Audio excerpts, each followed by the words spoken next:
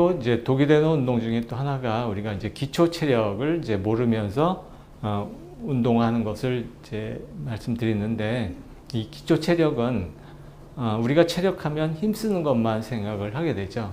이 기초 체력에는 여러 가지가 있어요. 이제 가장 대표적인 게 유연성, 몸을 부드럽게 하는 거, 그 다음에 근력, 근지구력, 그다음 민첩성, 순발력, 심폐지구력, 평형력, 균형력, 이 여러 가지를 우리가 기초 체력이라고 하죠. 단순히 근력만이 기초 체력이 아니라 이런 여러 가지를 다 이제 체력이라고 하는 겁니다.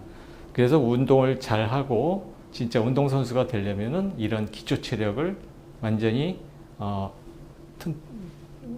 완비를 하고 그런 다음에 운동을 해야지만 부상을 당하지 않아요.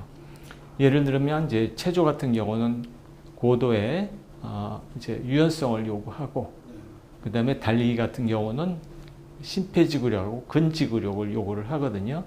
그 다음에 뭐 팔씨름 같은 경우는 뭐 순간적인 강한 힘이 필요하고, 그 다음에 높이뛰기 같은 뭐 넓이뛰기 같은 걸 하려면 강한 순발력이 필요하고, 그래서 운동 종목마다 다 이제 필요한 것들이 있는데, 우리가 예를 들어서 뭐 축구를 한다고 해도 이때 유연성도 필요하고 근력도 필요하고 근지구력도 필요하고 순발력, 민첩성 다 필요한 거죠.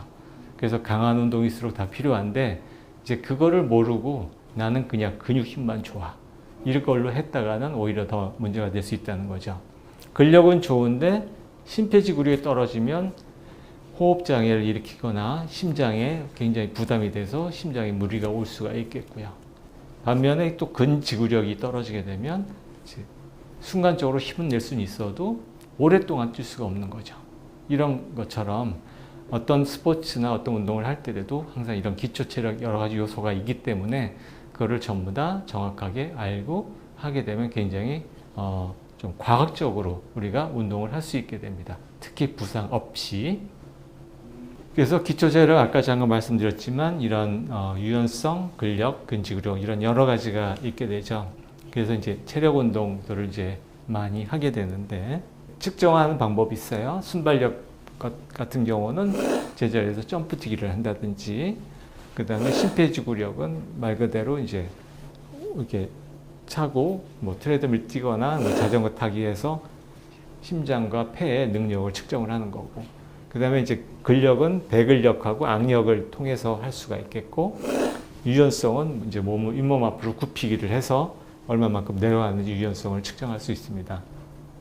민첩성 같은 경우는 이제는 사이드 스텝 같은 거, 그리고 균형력은 뭐 한 발로 서기라든지 그런 것들을 통해서 이제 측정을 해서 우리가 이제는 기초 체력을 측정을 하죠.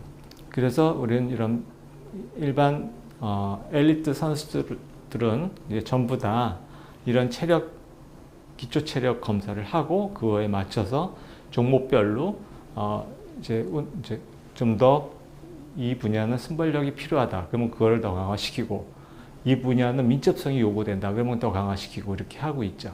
그래서 일반인들도 이렇게 해야 되는데 실질적으로는 그러지 못하고 있기 때문에 일반인들도 이런 개념을 갖고 이런 운동을 하시게 되면 훨씬 아까처럼 이제 과학적이고 부상 없이 효율적으로 잘 할 수 있는 그 토대가 될 수가 있습니다. 뒤에 아는 사람 같은데요? 네, 이 선수는 이제 이영표 선수가 이제 올림픽 대표 때 한 거고, 요거는 이제 청소년 대표 선수고, 요거는 이제 테니스 전미라 선수. 그러면 치료를 지금 받았던?